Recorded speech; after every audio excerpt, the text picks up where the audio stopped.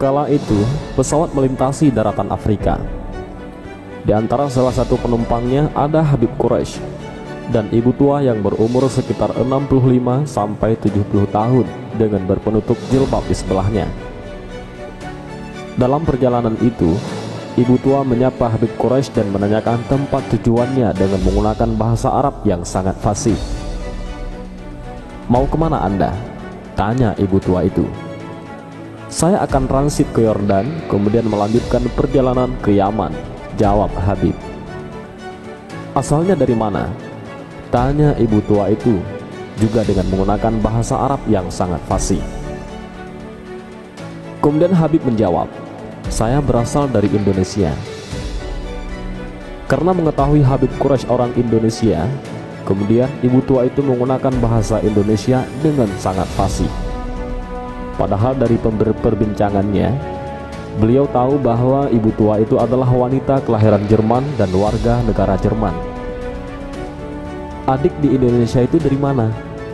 Habib Quraisy katakan, "Saya dari Jawa."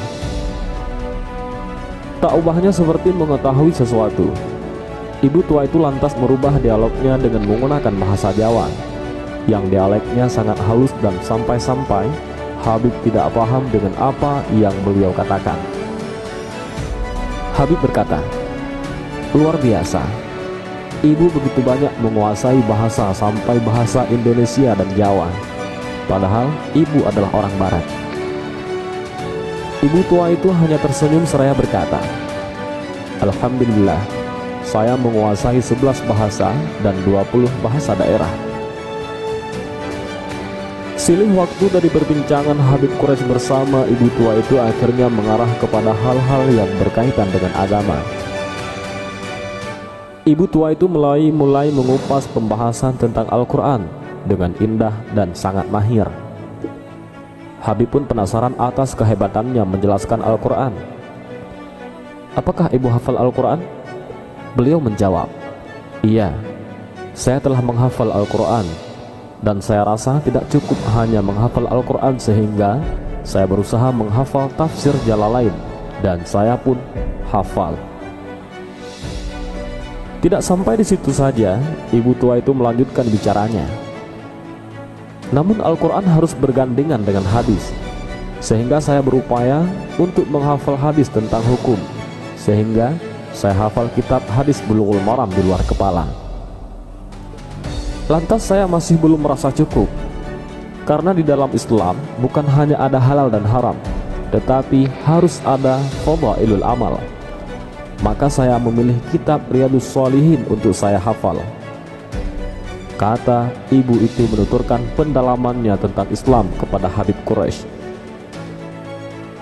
Ibu itu kembali bertutur, "Di sisi agama ada namanya tasawuf, maka saya memilih kitab Ihya Ulumuddin. Dan sampai saat ini saya sudah 50 kali mengkhatam membacanya. Karena seringnya membaca Ihya Ulumuddin, sampai pada akhirnya bab Ajaibul Qulub saya hafal di luar kepala." Habib Quraisy kagum melihat kehebatan dan luar biasanya ibu itu. Namun karena tidak percaya begitu saja, akhirnya Habib mencoba untuk memberikan tes dari kebenaran perkataannya itu. Apakah ia benar telah menghafal Al-Quran? Apakah benar ia menguasai tafsir Jalalain tentang Asbabun Nuzul dan Qaul Ibnu Abbas? Setelah melalui beberapa pertanyaan, ternyata benar ibu itu hafal Al-Quran dan bahkan mampu menjawab tafsirnya dengan piawai dan mahir. Ketika Habib mengangkat permasalahan Ihya Mawad yang ada dalam kitab Bulughul Maram, ibu tua itu pun menjabarkannya dengan cukup jelas. Dan ketika Habib membahas tentang hadis Riyadhus Shalihin, ibu tua itu pun menyebutkan sesuai apa yang disebutkan dalam kitab Dalailul Falihin sebagai syarah kitab hadis tersebut. Dan lagi ia menjelaskan masalah psikologi hati berbasis kitab Ihya Ulumuddin pada pasal Ajaibul Qulub. Kembali Habib dibuat terkagum dan heran akan kehebatan ibu tua itu dengan menggeleng-gelengkan kepalanya. Pesawat akan mendarat di airport. Lalu ibu tua itu mengambil tasnya yang ada di kabin. Karena sudah merasa kenal, Habib pun membantu menurunkan 3 tasnya ke lantai pesawat. Namun apa yang terjadi? Subhanallah, saat ibu itu menunduk untuk mengambil tasnya, ternyata keluar dari balik jilbabnya seutas kalung salib. Seperti petir menyambar di siang bolong, Habib Quraisy menunduk lemah. Ibu itu pun tersenyum dan berkata, "Akan kujelaskan padamu nanti di hotel." Habib akan transit selama sehari semalam. Begitupun dengan ibu tua itu. Di ruang tunggu dia tunjukkan nomor kamarnya kepada Habib dan berjanji bertemu di ruang lobi restoran. Keduanya akhirnya bertemu. Kepada Habib Quraisy ia mengatakan, "Saya bukan orang Kristen. Mengapa saya keluar dari Kristen? Karena saya menganggap Kristen itu hanya dongeng belaka. Dan kalung ini bukan berarti saya Kristen, tetapi kalung ini pemberian dari almarhumah ibu saya." Ia mengatakan bahwa ia telah mempelajari Kristen, Hindu, dan juga Islam. Ia mengungkapkan ketertarikannya mengenai keagungan yang ada di balik wahyu Allah dan hadis Nabi Muhammad. Lalu Habib bertanya, "Apa agama ibu sekarang?"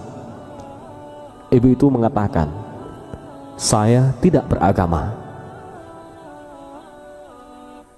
Andai ibu masuk Islam, begitu membaca 2 kalimat syahadah, ibu akan langsung mendapat titel ulama karena luasnya ilmu yang dimiliki, kata Habib. Ia menjawab, "Mungkin karena saya belum mendapat hidayah dari Allah." Seketika itu Habib Quraisy meneteskan air matanya dan bersyukur kepada Allah. Bagaimana orang seperti dia yang sudah hafal 30 juz Al-Quran dan hadis-hadis belum Allah izinkan untuk beriman kepadanya, sementara kita tanpa usaha apapun telah dipilih oleh Allah untuk menjadi seorang muslim. Adakah yang tahu betapa mahalnya hidayah? Setinggi-tinggi ilmu, seluas-luasnya pengetahuan, sedalam-dalamnya pemikiran, dan sekuat-kuatnya hafalan 30 juz Al-Quran dan hadis tidaklah mampu menggapai hidayah. Karena hidayah itu adalah datangnya dari Allah. Sebagaimana hambanya masuk surga karena rahmatnya, tidaklah cukup hanya menghafal Al-Quran dan hadis. Demikianlah kisah luar biasa ini. Semoga kita dapat mengambil ikhtibar betapa bersyukurnya kita dianugerahi iman dan Islam. Tinggal bagaimana kita mencari dan mempelajari Islam secara kafah. Dan semoga kita termasuk golongan orang-orang yang husnul khatimah. Dan ibu tua itu bernama An-Mari Shimmel, yaitu ahli terkemuka dalam literatur Islam dan mistisme ataupun tasawuf. Beliau dikenal memiliki ingatan fotografis dan beliau berkebangsaan Jerman.